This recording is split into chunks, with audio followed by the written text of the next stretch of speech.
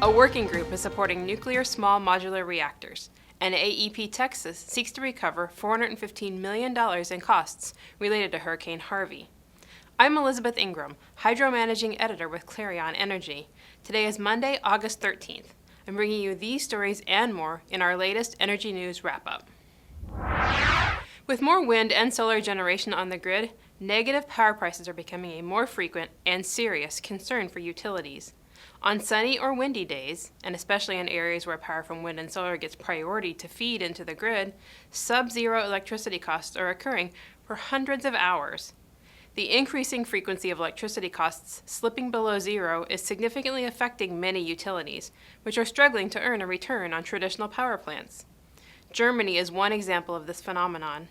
As the first major economy to make a big push into renewables, Germany experiences electricity prices below zero the most often. The country is also phasing out nuclear reactors and coal power, leading to more frequent swings in the electricity market.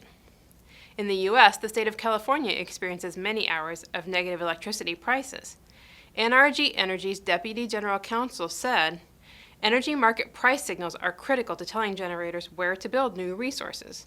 As negative prices become more prevalent, we'll have to evolve our energy market price formation strategies to ensure that we will continue to drive efficient investment." It remains to be seen what adjustments can and will be made to help deal with this challenging situation. A working group in the United Kingdom is recommending that the government work with the energy, nuclear, and finance sectors to support nuclear power's small modular reactors. The Expert Finance Working Group says these reactors have built-in advantages that provide opportunities for growing the emissions-free energy source globally. But they need government support to help that technology gain a viable market foothold. The group says such support would include ascertaining risks, developing land sites for new projects, and helping reduce the cost of capital. The goal would be to make SMR technology stand on its own economically. SMRs are so far unbuilt and untested, but they can be delivered to plants fully constructed and can be operated with less staffing, according to reports. The working group report, titled Market Framework for Financing Small Nuclear, offers several other recommendations for helping SMR nuclear plants get built. In hydroelectric power news this week, Canadian provincial utility Ontario Power Generation has signed an agreement to acquire 100% of the equity of Eagle Creek Renewable Energy in the U.S. The purchase price is $298 million to be financed through OPG's Corporate Public Debt Program or other available credit facilities. OPG says no taxpayer dollars will be used to fund the acquisition.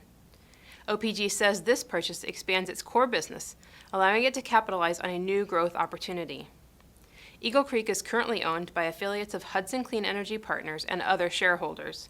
The company owns 76 small hydroelectric facilities with a total capacity of about 230 megawatts.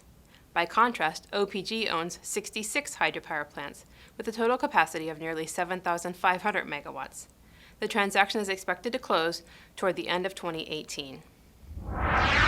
In the U.S. state of Texas, AEP Texas is seeking a determination that $415 million of its transmission and distribution-related system restoration costs associated with Hurricane Harvey and earlier weather events are reasonable and necessary and eligible for recovery.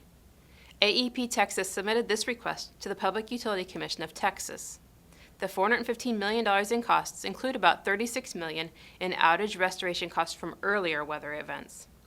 Specifically, this filing seeks a determination of the reasonableness and necessity of about $295 million of distribution-related restoration costs, which the company will seek to recover through a securitization process, and $120 million in transmission-related costs, which will be recovered through the existing interim transmission cost of service process, and a future AEP Texas rate case. AEP Texas provides wire services to about 1 million customers in all or parts of 92 counties in West and South Texas.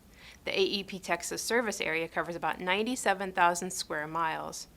And Hurricane Harvey, a Category 4 hurricane, was the most intense storm to hit the AEP Texas service territory since Hurricane Celia, a high-end Category 3 storm, struck the area in 1970.